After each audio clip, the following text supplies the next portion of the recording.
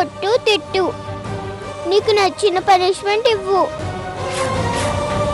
అంతేగాని నేను నీ కూతురు కాదని అనద్దమ్మా.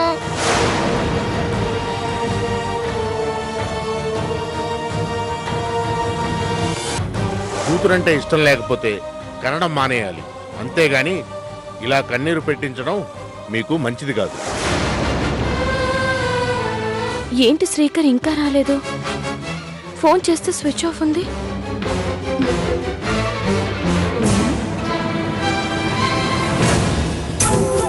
ఈ ముద్దనష్టపదేంటి? ఎప్పుడు గుమ్మల్లో నిలబడి గూర్ఖ పనిచేసేది ఇప్పుడు గూట్లో గువ్వలా బయటికే రావట్లేదు.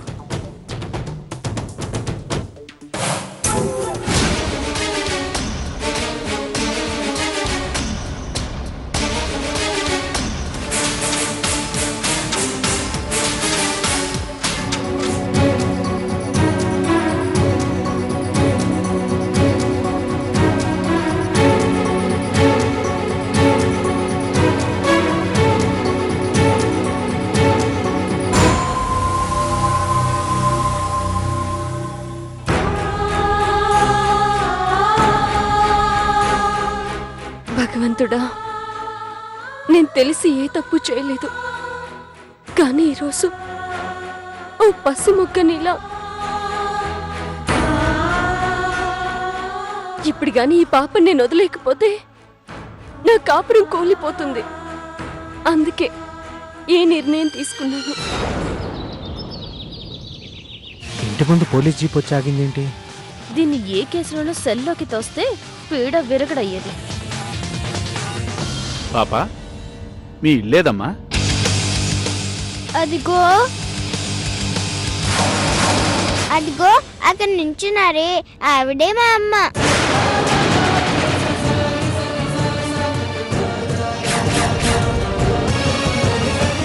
సార్, ఆ పాప ఎవరో నాకు తెలీదండి. అమ్మా సార్, నా మాట నమ్మండి, ఈ పాపకు నాకు ఏ సంబంధము లేదు. లేదంకుల్, ఈవిడే మా అమ్మ. అమ్మ ప్లీజ్ అమ్మా, అలా అనొద్దమ్మా. ఏమ్మా, ఈ పాప మీరే తన తల్లి అని చెప్తుంది. తను అలాగే చెప్తుంది సార్, కానీ అది నిజం కాదు. ఏంటిది? అసలేం జరుగుతుంది? ఇంకా అర్థం కావట్లేదా మీకు? నీ బిడ్డ కడుపులో ఉండగానే మరో బిడ్డ అమ్మ అని పిలుస్తుంది.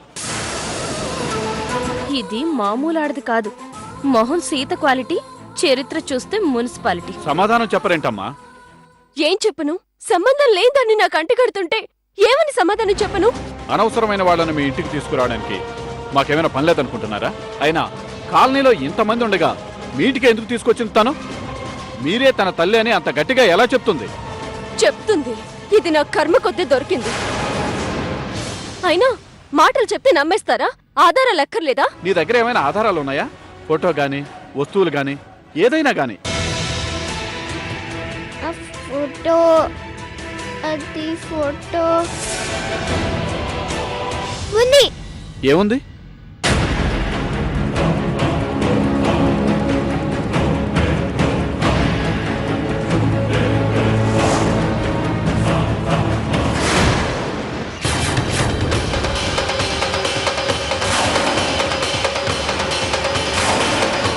ఇదిగోండి మా అమ్మ ఫోటో. ఇప్పుడేం నమ్ముతారా అంకుల్? ఇప్పుడేమంటారు? ఈ పాప మీ కూతురే అనడానికి ఇంతకన్నా సాక్ష్యం ఏం కావాలి?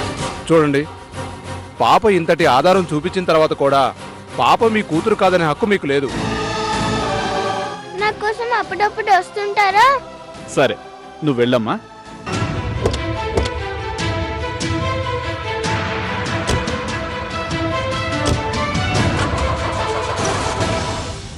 అమ్మా రా అమ్మా, ఇంట్లోకి వెళ్దాం. అమ్మ ఆకలిస్తుందమ్మా.